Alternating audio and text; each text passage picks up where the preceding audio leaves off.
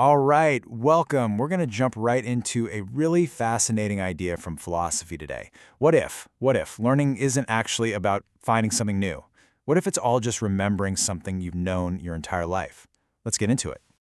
So, what we're really talking about here is the journey of one single idea. And it's a truth you might already feel deep down.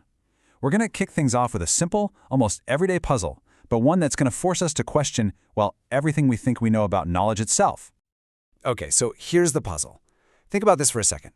Every single circle you have ever seen in your life, a car wheel, a coin, even a drawing, has been imperfect, right? It's always a little wobbly, never quite uniform. And yet, you have this crystal clear idea of a perfect circle in your head.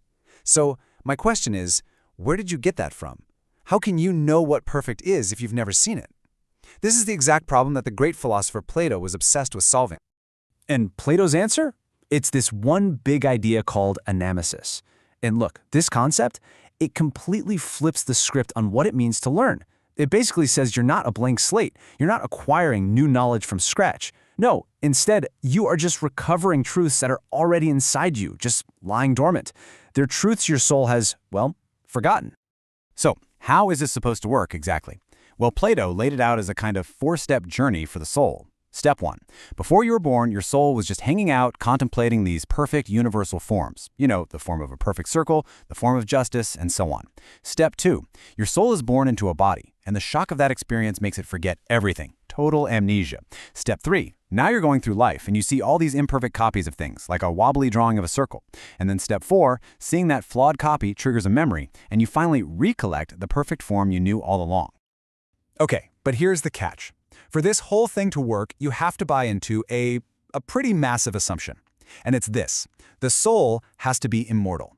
It had to exist somewhere before it was in your body, back in that place with all the perfect forms. I mean, it's simple, right? If the soul didn't pre-exist, there would literally be nothing to remember. All right, so if all this knowledge is just locked away inside us, how do we get it out? Did Plato think we should just sit around and wait for a memory to pop into our heads? Not at all. He believes there was a very specific blueprint for unlocking it. And this is a really important point. Plato wasn't talking about, a simple gut feeling or some kind of sudden fuzzy intuition.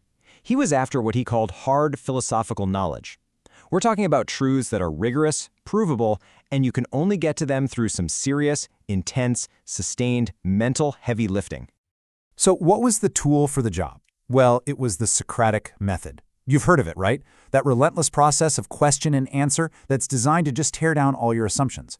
For Plato, this was the key. This kind of rational back and forth forces the logical part of your mind, he called it the logistikon, to get to work, to dig deep, and finally pull up those truths that it's forgotten. But the story doesn't end with Plato, not by a long shot. Centuries later, a new group of thinkers came along, the Neoplatonists, and they took Plato's original idea and, well, they ran with it in a completely new, much more mystical direction. You see, for these Neoplatonists, remembering wasn't just about knowing stuff anymore. The whole thing got reframed as a spiritual journey. They called it epistrophe, which means the soul's great return to its divine home. So the goal wasn't just to know things, it was to reunite with the source of everything. And you can really see the difference here. Plato's trigger for recollection, it was pure, hardcore logic. But the Neoplatonists, they totally expanded the toolkit. They believed you could trigger these memories with things that kind of bypass your rational brain altogether. We're talking symbols, myths, powerful music, and even ritual practices they called theurgy. And this quote just nails the new vibe. The idea was that the soul wasn't deducing truth like some math problem, it was feeling it. It was vibrating in sympathetic resonance with the cosmos. It's a huge shift, right? It's a move away from just the logical mind to engaging your entire being. It's less about thinking and more about a kind of spiritual awakening. So why the big change?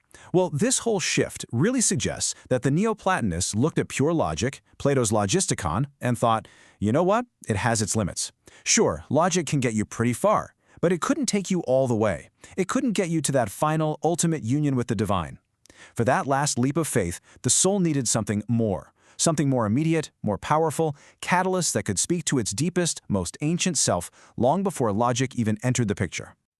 Okay, so we've got this really powerful ancient idea, and we've seen how it evolved, but how does it hold up today?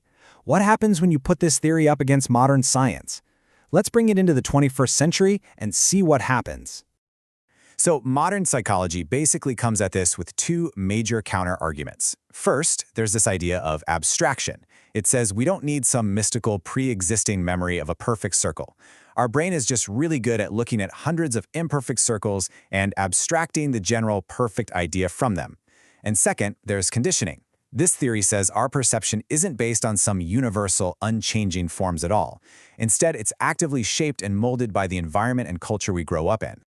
And here's a fantastic example of that in action, the Mueller-Lyer illusion.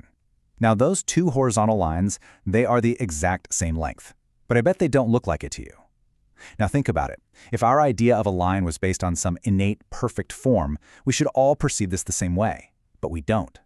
Research shows that people who grow up in cities surrounded by corners and buildings are way more fooled by this illusion than people from rural environments. What does that tell us? It strongly suggests our perception isn't universal. It's conditioned by the world we see around us every single day. But even with all these modern critiques, you can't just throw Plato's idea in the trash. It's actually the direct philosophical ancestor of modern theories of what we call innatism, the idea that some knowledge is just built in from birth. A great example is in linguistics. Some of the most influential linguists argue that we're all born with a kind of universal grammar hardwired into our brains, which is what allows us to learn language so quickly. Now, doesn't that sound an awful lot like Plato? The details and the mechanism have changed, sure, but that core question of innate knowledge, it's still a huge debate today. And so, that really brings us back to the big question at the heart of all this. When you learn something new, what are you actually doing? Are you like a builder, constructing your knowledge from scratch, piece by piece, using the raw materials of your experiences? Or are you more like an archaeologist, carefully, patiently, brushing away the dust to reveal a perfect, timeless truth that was buried deep inside you all along?